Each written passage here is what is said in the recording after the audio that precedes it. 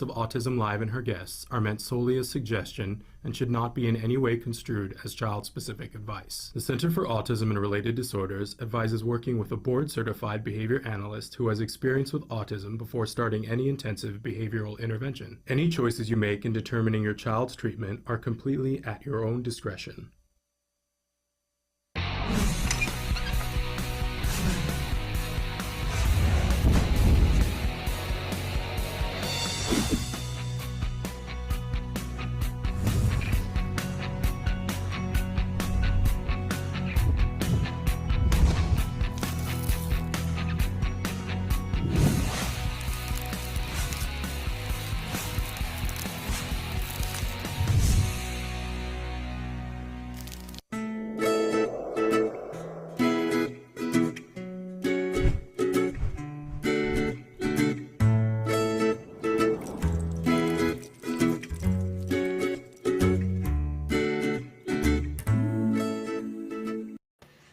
Good morning. Good morning, and welcome to Let's Talk Autism with Shannon and Nancy. Nancy, I'm so excited to be here with you today. I'm so excited to be with you as well, Shannon. And it's a great day, and we're going to be with you live for the next hour, and we're going to be talking about autism, always from a 360-degree perspective. Good morning, Amanda. We have people who are already starting to write in that they're here joining us.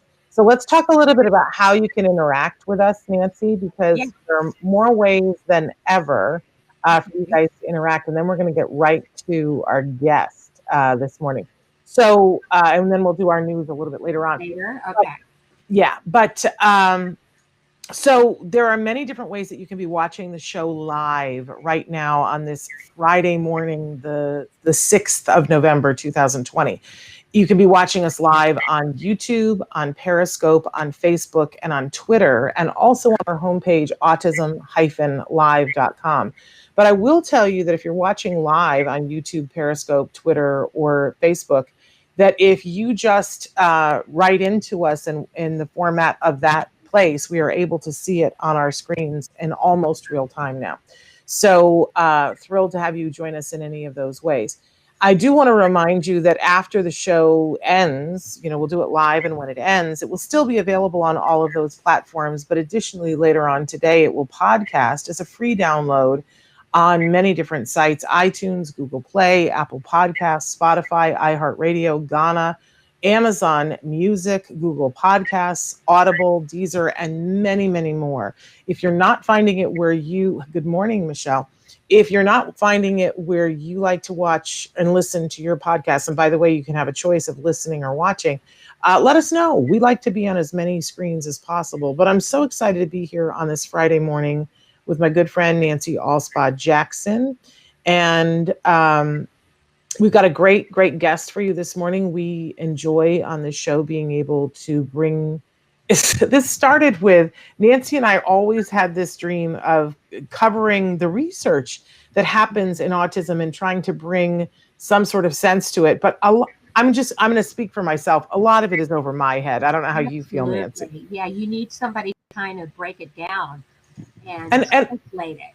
Yeah, and over the years, we would see a headline that would say something. It would be like, here's this incendiary headline. And then Nancy and I would start reading the article, and we would go, I don't think the article and the results of the study match the headline. Mm-hmm. And that was disturbing to us. But a lot of times we needed like another person who knew, what was going on to explain to us what the study really revealed. And so we found her. Yes. In fact, we have a team of people, but more often than not, it's Leah Hirschfeld who joins us, and she's joining us right now. She is from the research and development team at the Center for Autism and Related Disorders, and we're so thrilled to have her with us. Good morning, Leah. Good morning. I hope I can follow that introduction. Well, and I could go on and on because we've so enjoyed over the last year or so you joining us to sort of explain things to us. And I know a couple of weeks ago we put a couple of things, in the last couple of months, we put some things in your column and gave you assignments and said, go find out more about this. So what are we hearing about today? Yeah. And at first, let me say, I love when I get assignments. It takes the pressure off me, and then I know I'm actually addressing something that your audience really wants to hear. So, anyone watching, anyone listening or watching later on all of those different formats that Shannon mentioned, write in, tell us what you want to hear about, and we'll make sure we address it. But today we're going to talk about the gut and microbiome. And it's very exciting, very sexy, which is not something I thought I would ever say about gut and microbiome, but it is.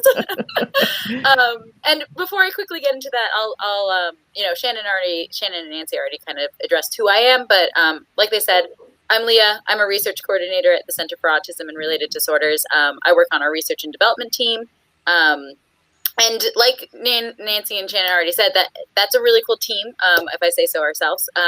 We get to kind of make sure that we're addressing the best way to provide therapy with empirical research for our clients, for our caregivers. And so we spend our day analyzing data, running research experiments, trying to parse together what all the research that's coming out is showing.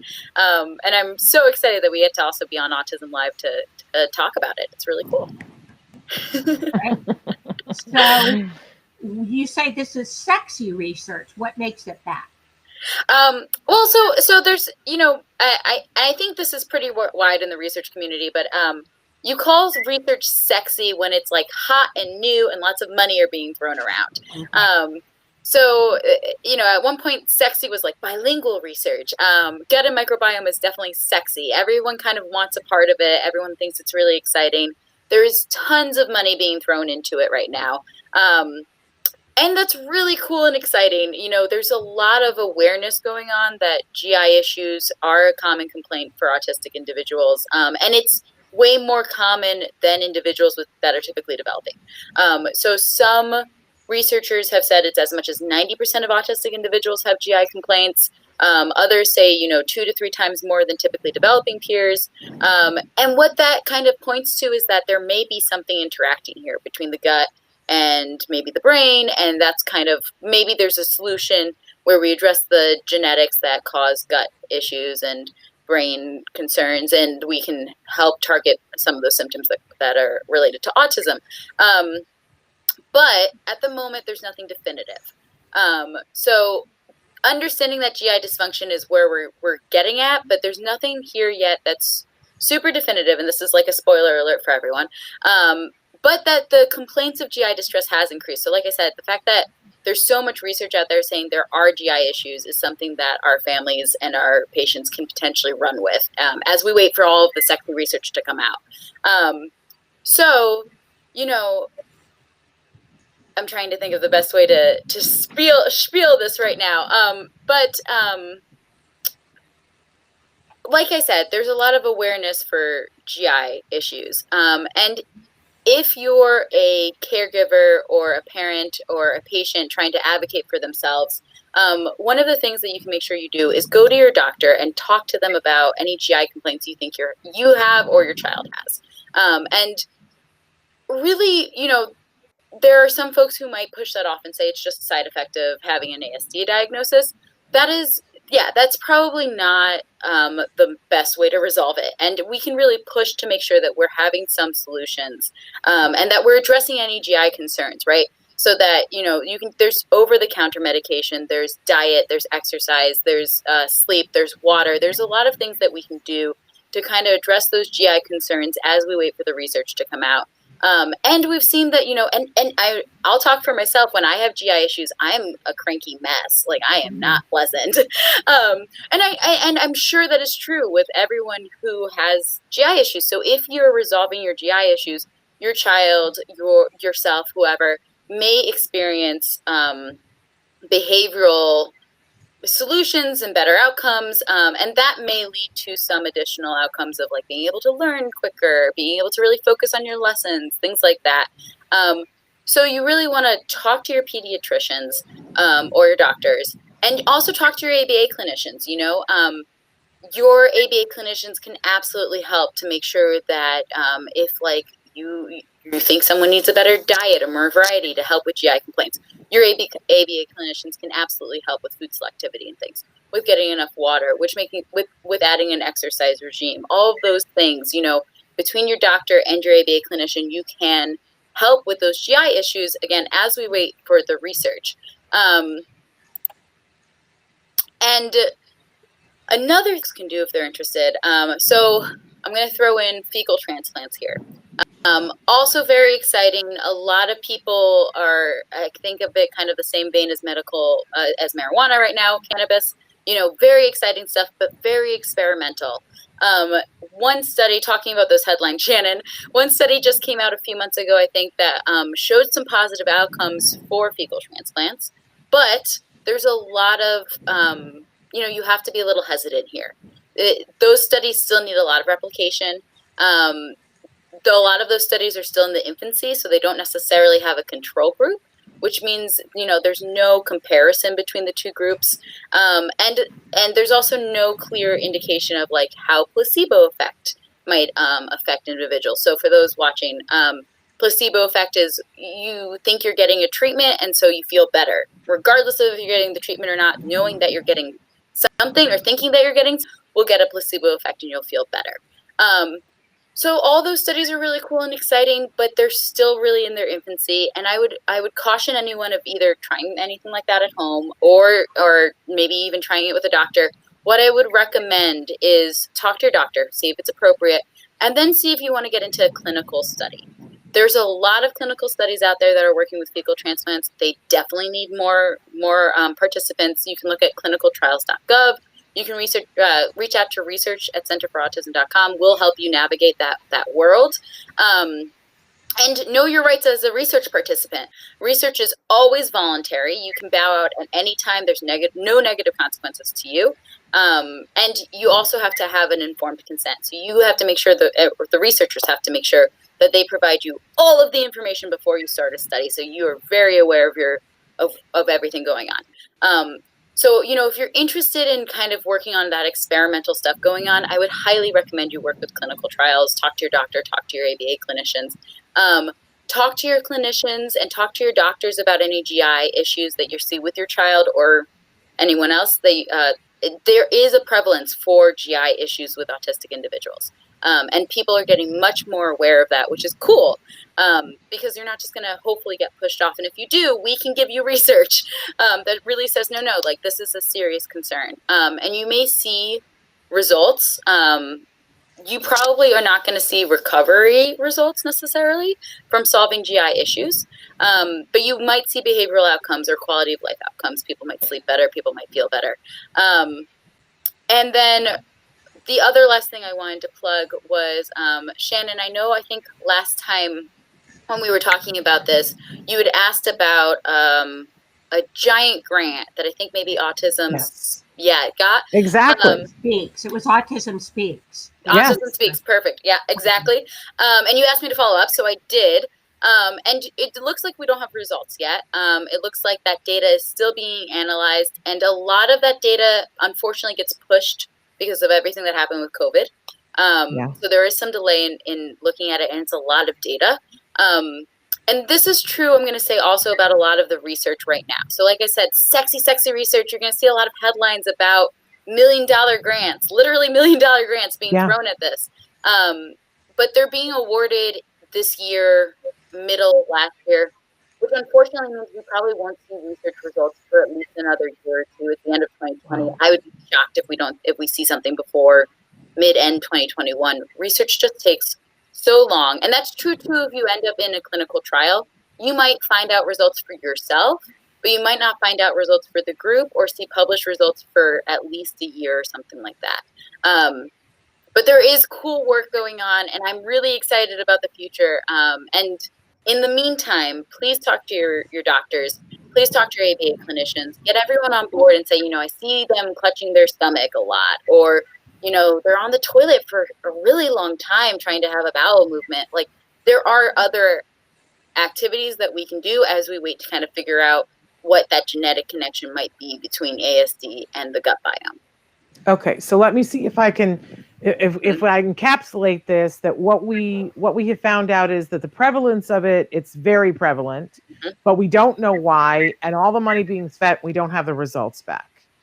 But here's what's weird for me is that I think it's the worst of both possible worlds, because I think a lot of us have experienced going to the doctor and saying my kid has gut issues, and they dismiss it and say that it is autism. And it's nowhere on the criteria for autism. And yet, so we're saying it's very prevalent, but then they say, oh, well, that's just autism. And it isn't. They should still be treating the gut issues. So we just have to be more diligent, is what you're telling us, that we've got to fight for people to listen to us. And I would say if we're at a doctor where they're not listening to us, it's time to get a new doctor. And I know that's hard. Yeah, absolutely. I think that's spot on. The prevalence seems to be huge that individuals are having GI, and your doctor should not just push you off and say, oh, it's fine, just a symptom of ASD.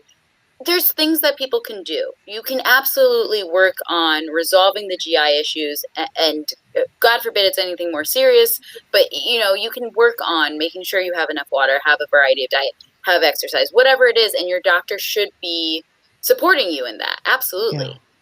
Yeah, absolutely. Well, I'm glad that we got this update. We, in fact, had Nancy, I don't know if you remember, a couple of years ago, we had on the lead doctor who was doing the fecal transplant study out of Arizona or New Mexico, I want to say. And they were just in the early stages, but it was very exciting because fecal transplant is not something that's new. I mean, people have been doing it even within their insurance companies. Adults have been doing it. I think what was a little bit different for the fecal transplant study in Arizona, if I remember correctly, because I know someone, they used to work on the show, that their mother was someone who had been doing fecal transplants for over a decade for adults. And so she was like, oh yeah, it's not quite mainstream, but even your insurance was, if you were an adult and were having a certain kind of GI issue, they would do it. But it was a transplant that was given rectally. And what they were doing in Arizona that was, I think, really controversial and that was grossing us out was that they were giving it orally. Yes. And that was the thing that we were like, oh my goodness, I must look away. But they were doing all these things to separate out what it was that they wanted to give the transplant to. And then they were giving it in this like milkshake container. And I couldn't even look. I just, but it's not, I mean, it sounds gross, but the stool sample is put through a process where it does not look like and it's sanitized, but it's the enzymes or the I don't know what that's in it that is preserved, that they and I guess, as I recall, because it's been like 2 years ago, that part of the issue was that doing it rectally, it would only recolonize the good bacteria in the lower part of the colon. And they really wanted to get in the small intestine of our kids because they were seeing that made a much better outcome. So I find it interesting. Nancy, this is a very sensitive subject, and I don't know that Wyatt would appreciate us talking about this, nor would my son, but did Wyatt have gastrointestinal issues? Yes, he did, until he was put on the gluten-free, dairy-free diet. And if he consumes dairy, he has a lot of intestinal issues. Yeah. And same thing with my child. He would not appreciate me talking about this, but I would say that my entire family is, we have a very interesting gastrointestinal history. So, but he's super sensitive. And even, at this point, he's still gluten-free, casein-free. And it was last year at this time that he said, every once in a while, he'll say, can we do a dairy challenge, Mom? And we did a dairy challenge. He ate cheese for 2 days in reasonable amounts, not like, tons of it.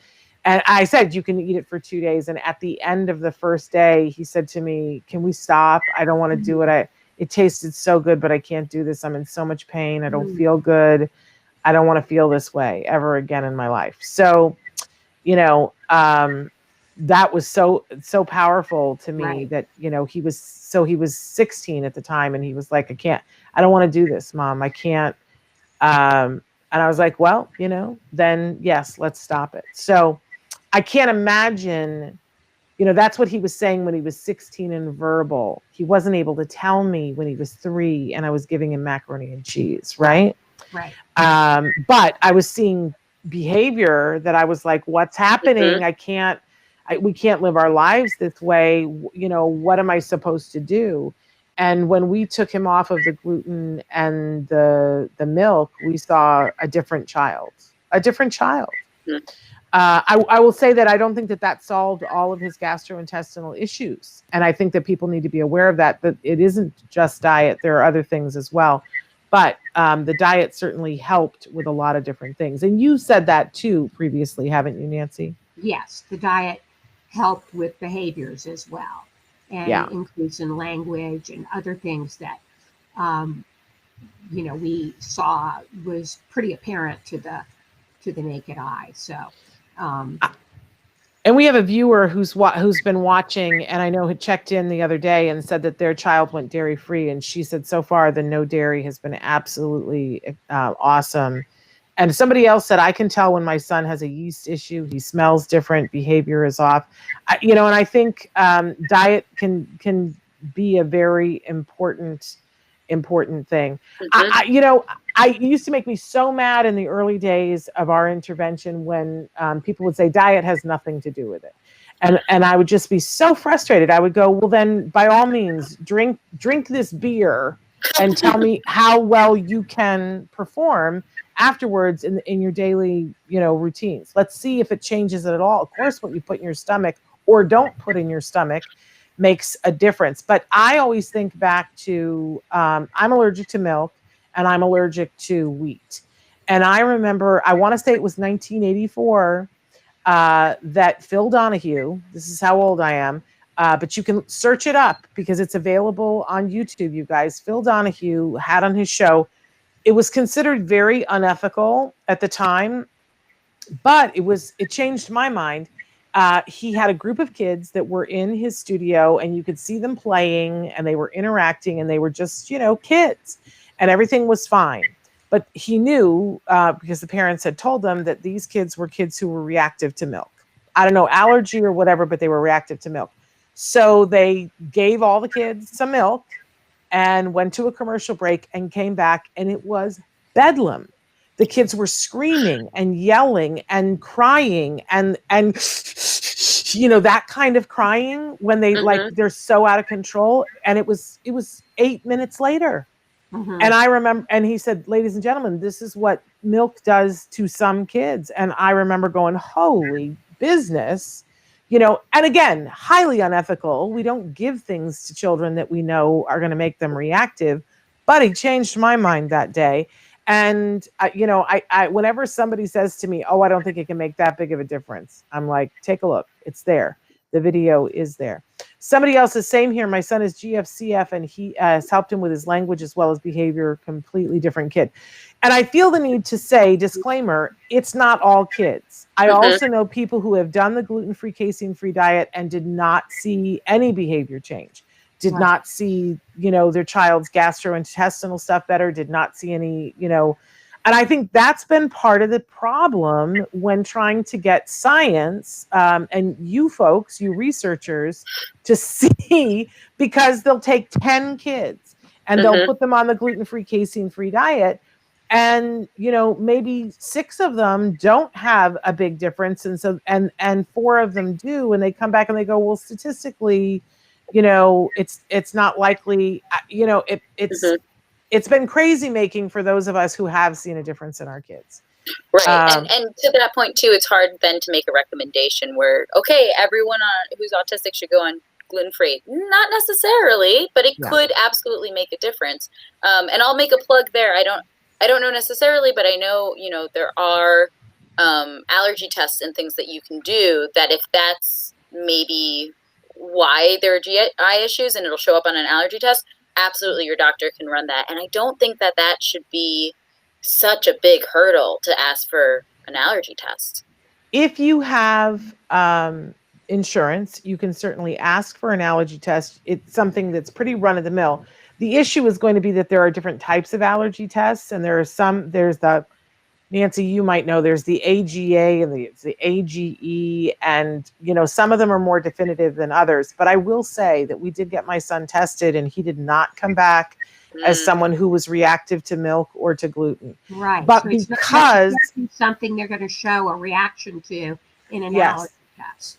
But I will say it showed us other things that he was allergic to, which helped us, right? Right. And because of my history of being allergic to wheat and to dairy, we made the decision to put him on the GFC. Because at that point, we were waiting for ABA to start, and I was like, what can I do? What's in my arsenal? What can I possibly do to be helping my child? Right. And so that we said, well, let's just try it. It's not going to hurt him. I know that people worry about, will your child get enough calcium? But, my child was eating green leafy vegetables. I think if your child won't eat green leafy vegetables, you have to look at what your calcium sources are and make sure that your child's getting enough calcium. Calcium is important for growing bones. But I have a child who's 6'2".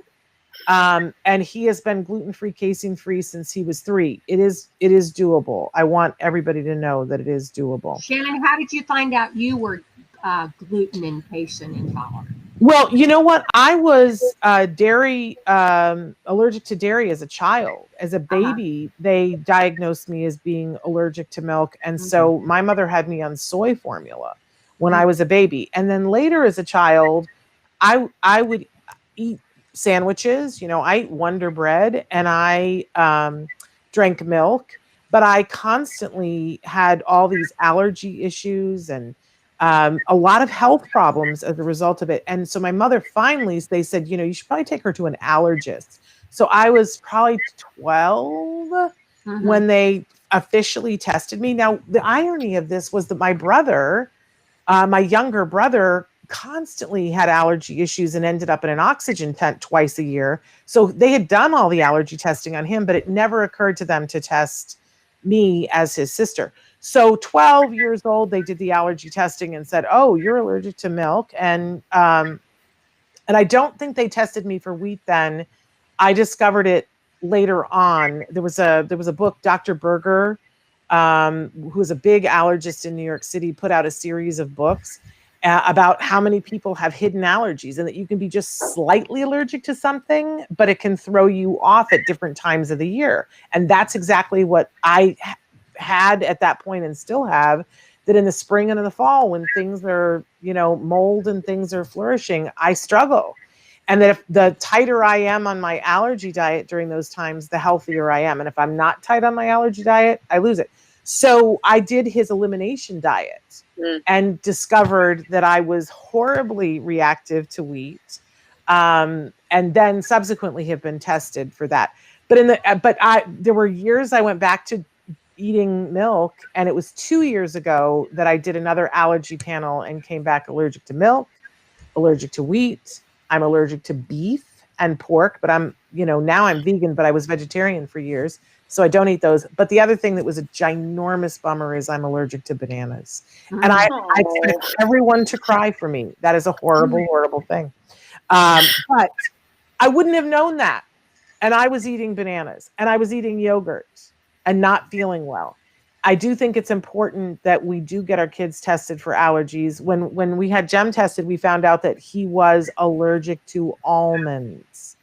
And any kind of a nut allergy, it's really important that you be aware of those, because those can get bad fast. So I am a big fan of getting tested. And I'll throw in, Shannon, you mentioned that your son luckily loves leafy greens, and so calcium was not a problem. But that's, again, where you can talk to your ABA clinicians. There is tons of research, and they have tons of strategies to make sure that food selectivity, if that's your concern as a parent or a caregiver, we can work on that and really make sure. And I've seen it work. Like, kids who used to be picky now eat basically everything. They're better eaters than I am. So that's something we can definitely, talk to your ABA clinician. That's something we can definitely work on if that's a concern, especially if that impacts GI. There's so many behavioral implications. So that's really cool. Well, one of the things that I've heard often is both in the autism community and outside the autism community is if there's something that you or your child are eating, that it's your main thing.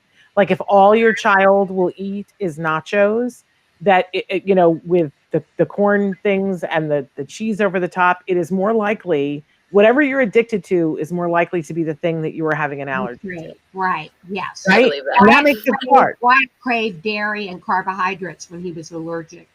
Yeah. When he had reactions to gluten-cation, but that's what all he craved. And in the beginning of doing the diet, we just used replacement foods, cheese. It was non-dairy cheese, non-dairy tortillas. I mean, gluten-free tortillas, things like that. So he was still craving and thinking he was getting the actual food. Yeah. And listen, if the things that I fantasize about being able to eat are like French bread and butter pecan ice cream. And to me, that's death on a stick.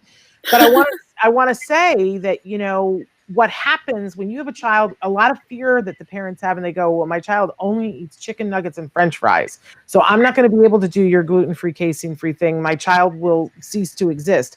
And none of us are advocating starving your child, right? But a lot of people have discovered that when you put a gluten-free nugget in, and I've got a great gluten-free nugget for you, when you put those in, then all of a sudden your child will eat a leafy green, because you're breaking that addiction, and they can taste other things and they like them.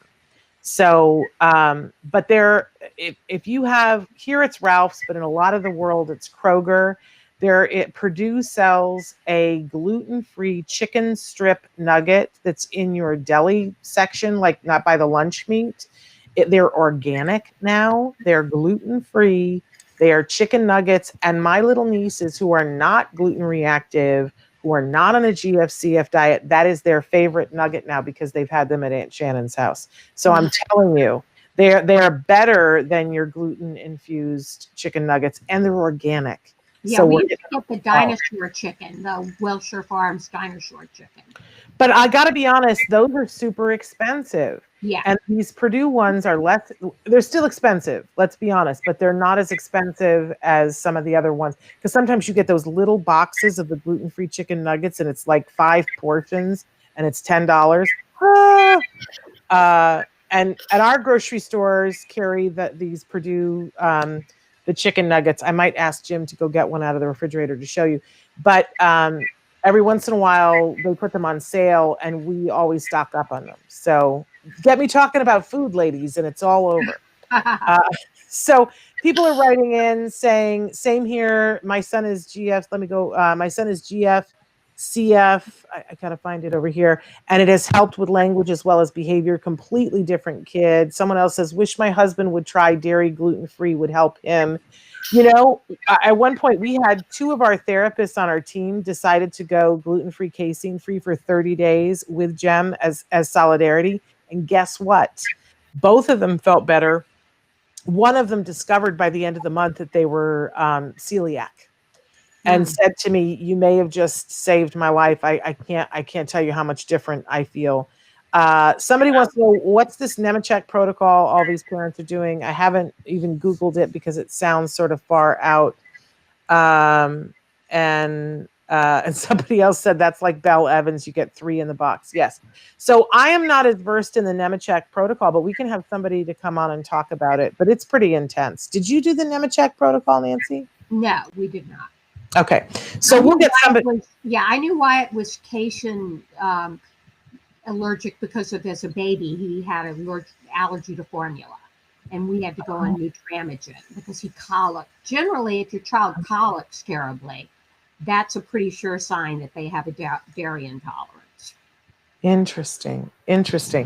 I was one of those militant breastfeeders that I was breastfeeding Jem, and we did not allow him to have cow's milk until he was over a year, and then I did not allow him to have wheat either because I was afraid of him being allergic. And at that time, they were saying that if you keep food out of their diet, like peanut butter, when Jem was a baby, I was not allowed to have peanut butter while I was pregnant, and he was not allowed to have peanut butter as a baby because of the allergies in our family.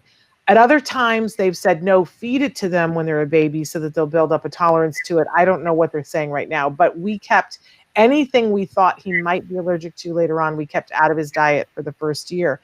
And I will say this, he was typically developing for the first year. And, you know, and then we did start giving him milk and wheat. And that was when we started to see a difference. I don't think that caused it, but I will say that we started to notice it then.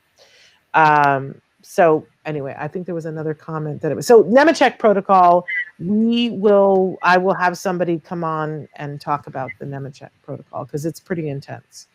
And I have not done it, although I know people who have done it, but I know a lot of people who looked at it and said, I'm not going to be able to do this. So there you go. Well, I've talked over you so much, Leah. So what is there anything you want to end on with this? Because then we will do our in the news, but last thoughts maybe.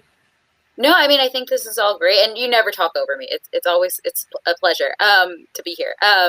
Just the takeaway, there are more GI issues in autistic individuals than the typically developing population.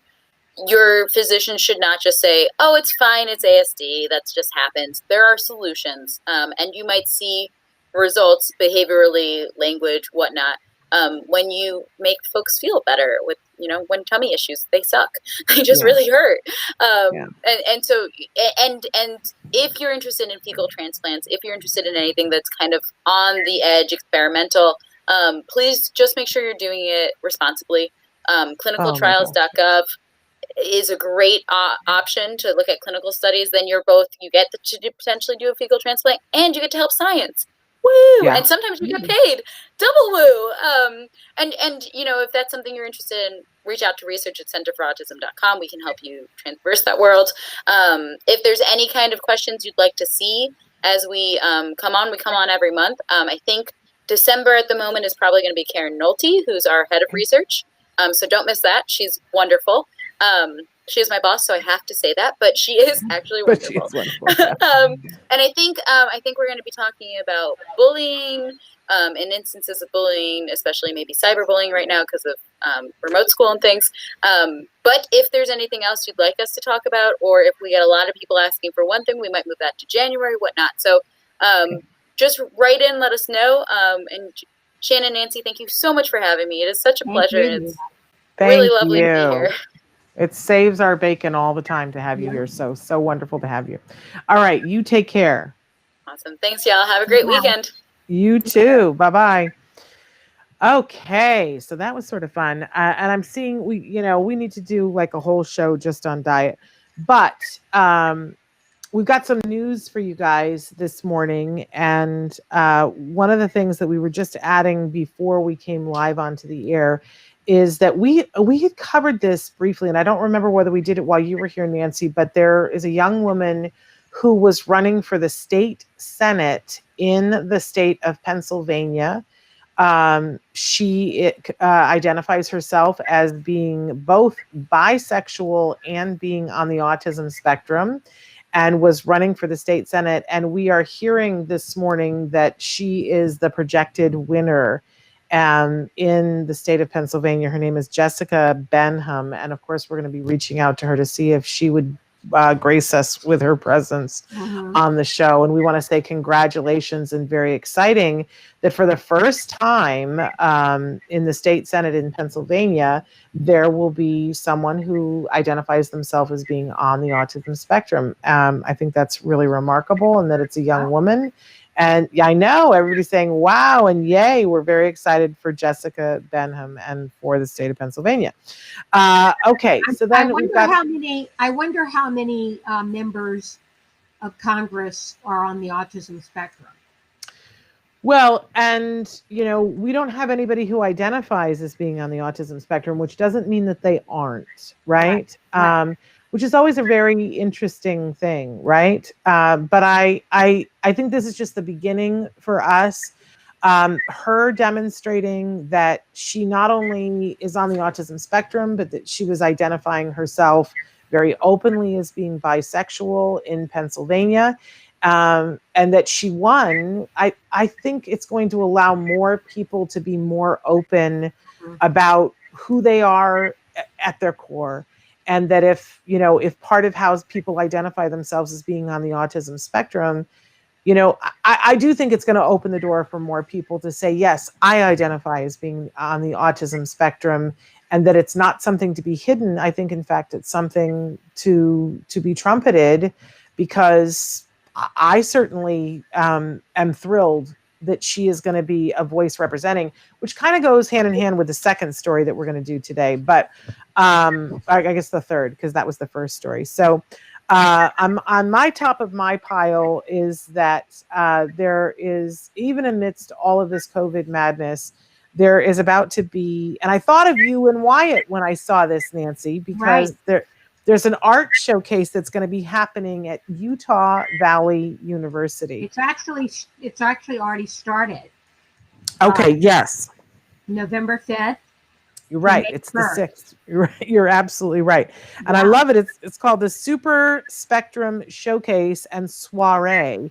And this is an annual event. Some of the art, and I don't think we have the ability to show you some of the art right now, but I thought some of the art was just beautiful, Nancy. Absolutely didn't you? Beautiful. The examples they showed. And it's all ages. It's from age, they have an artist that's 5. And then it goes on up. So, and we want to say that this is an event. First of all, it's being held at a very special location, the Melissa Nelson Center for Autism, which is at Utah Valley University.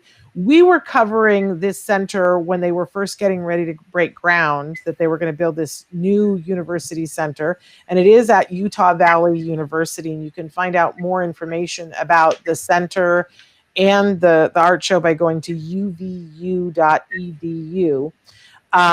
But previously, it was intended to be in person and has been held in person before. But because of the pandemic, it's now online. Mm-hmm. And while this is horrible and it's such a bummer, what it means is that all of you can go to it, which is a wonderful, wonderful blessing. So you would want to go to uvu.edu/autism and then /.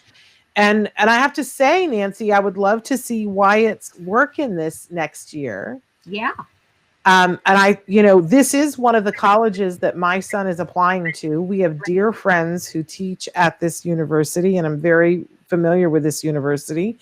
And so I can foresee a future where next year, Jem is a student at this college and you're visiting because Wyatt has artwork in this art show. Wouldn't that be nice? That would be lovely.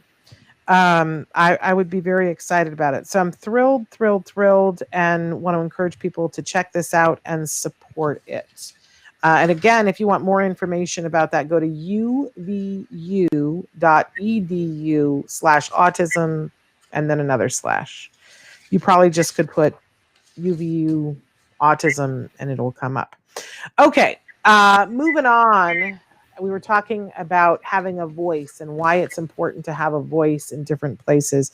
I thought this was a really interesting article, Nancy, about how important it is to have Black scientists and Black researchers in roles having to do with autism research. Right. We've got a Spectrum News, which has very interesting articles. I love them. I think that they're doing a really good job over there. I will say that this particular article is written by Desiree Jones, who's a graduate student at University of Texas at Dallas, along with David Mandel, who's the professor of psychiatry and pediatrics at the University of Pennsylvania. And I found it really interesting as they were talking about, in light of last week, if you guys recall, we were doing a study about the fact that genetically they've just started to look at the genome of individuals whose descent is from Africa, because so much of the human genome that's been mapped has been from people who are European. And that this whole 23andMe and how, like, I just did this for the first time. I just did my 23andMe, and that predominantly it's people who are of European descent who have been doing it. So most of the data that they've been collecting is about that. And they just did the first big research of a genome that is based that originates in Africa. and found over 4 million new variants that point to autism. Right. Or, I mean, for a week, I've just been like, how could, like, we have to stop systemic racism everywhere. And I'm going to say that, you know, I am as blind as a person can be, and that I need to be educated constantly because I don't see what I don't see. But I found this very eye-opening, this article about how important it was, because if we don't have researchers who will be looking for this, we're going to miss it. Right. So I loved that it's first of all, it outlines what the issue is, what they're asking for, and then it gives all of us very specific things that we need to do. And I found this that section of the article really important about creating inclusive environments at every workplace, not just in research, and about how important it is that when you see microaggressions and when you see things to support and not always expect for it to be your teammates who are, and I found this to be true, and they were saying this is very true for the autism community, but it's also true for our both people who are of color, on the spectrum and off the spectrum, that we need to start living this in everything that we do. And I found it very inspirational and very enlightening, and great article. It is a good article, and unless we can make some of these changes, we're going to see Black children underrepresented in autism research. Well, they already are, and they're underdiagnosed, and the studies show clearly. We all know what it's like when we went to the pediatrician and we stood there and said, "I think something is going on here," and that we were poo-pooed. Yeah, they're diagnosed, and they're diagnosed at a much later age as well. Yes. But my point is that you and I know we stood there and we were poo-pooed. And so I go, well, autism moms are poo-pooed. Well, they're telling us in their research that if you or I had darker skin, we would have been poo-pooed longer and more stringently. Right. And that to me makes me nuts. Yeah. Like, we have to be able to be in solidarity on this and say, you know, this is not okay on any level. And if people can't get as, excited about the idea of turning this around from a humanitarian standpoint, because I don't know about you, but it churns my stomach. I remember when Jem was diagnosed and I realized how we were going to get help. And that we were going to be able to start services, and that the state of California was going to be able to pay for it. And I had been praying for something, help me. And I felt so lost.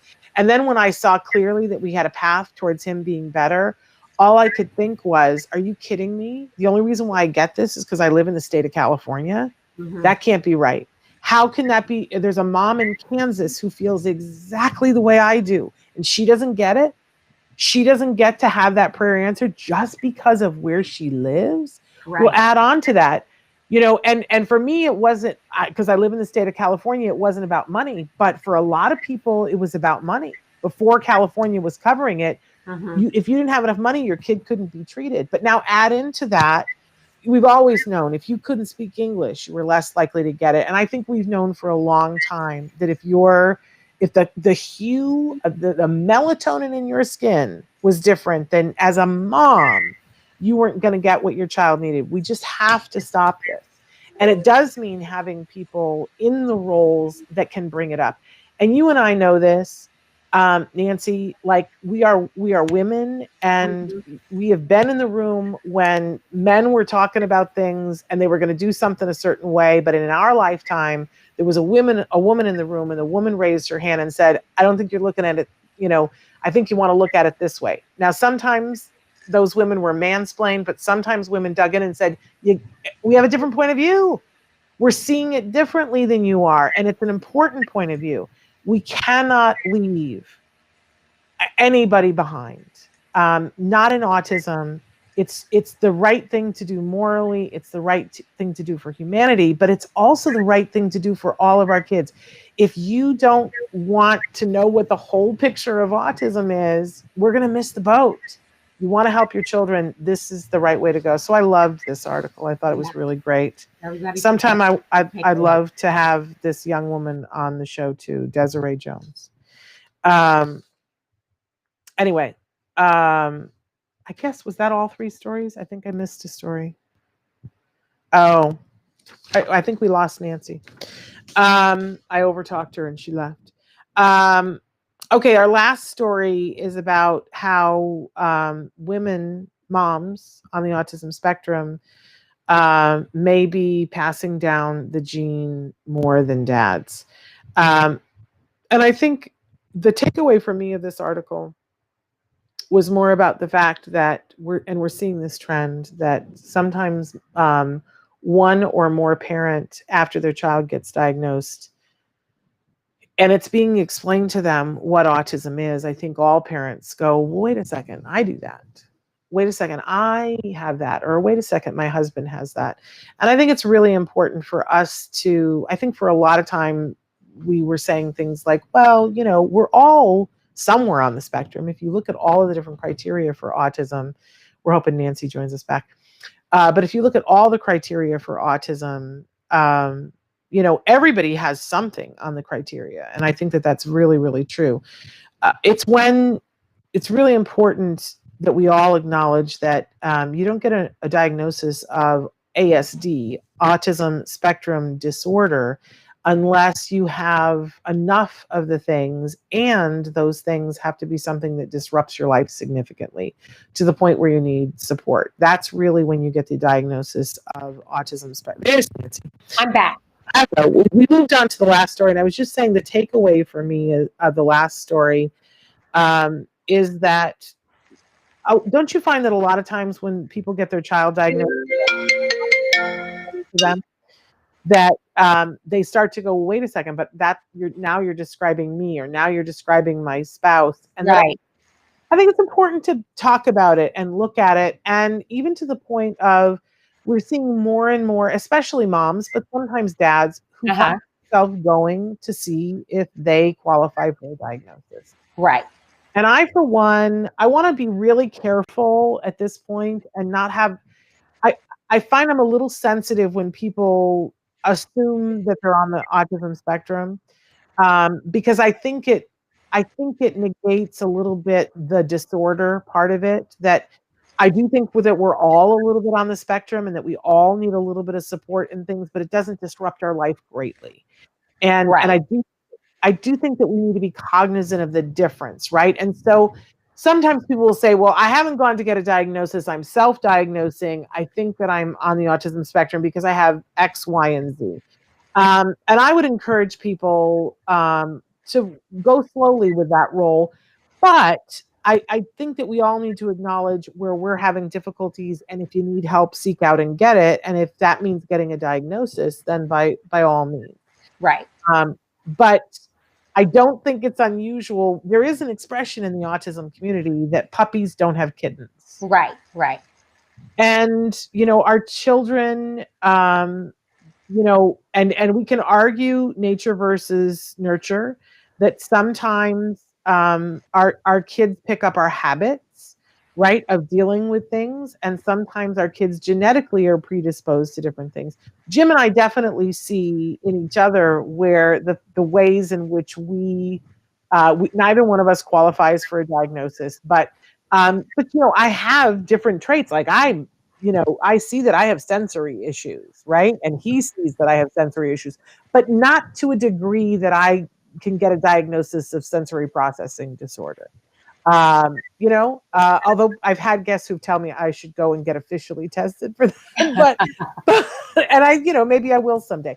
But I think that, and maybe you can speak to this, Nancy, that, you know, I think you've been very open about the fact that you and your wonderful husband, Reed, adopted Wyatt, that he Right. was a blessing that came to you in a different way. Yeah.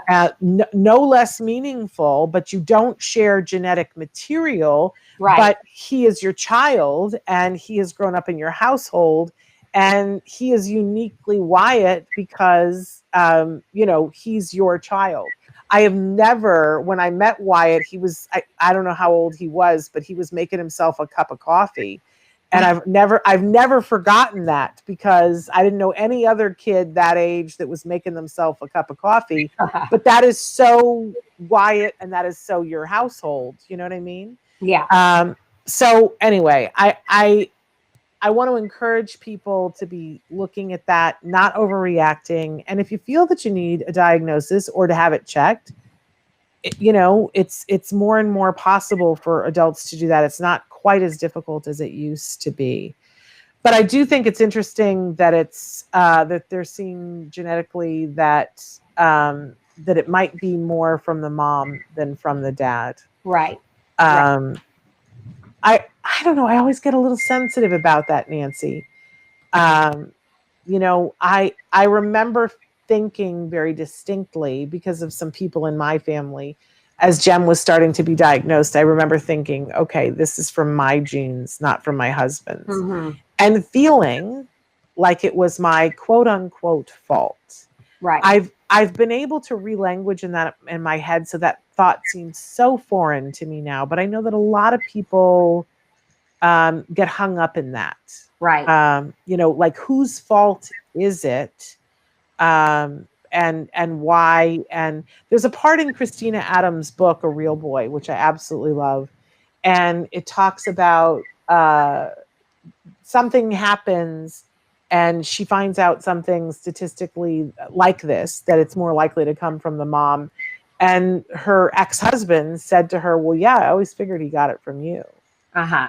And it was devastating to her in that Right. moment. And I can remember reading that and just sobbing, because I thought, oh, I don't want it to be my fault. I really don't look at it that way at all anymore. I don't think of it as, I really have, our topic this week, Nancy, was acceptance versus contentment. Right. And I really do believe that I have come to complete acceptance that my child, this was the path that we were meant to be on. And I don't ever think about, well, what if my child had not been diagnosed with autism? Uh-huh.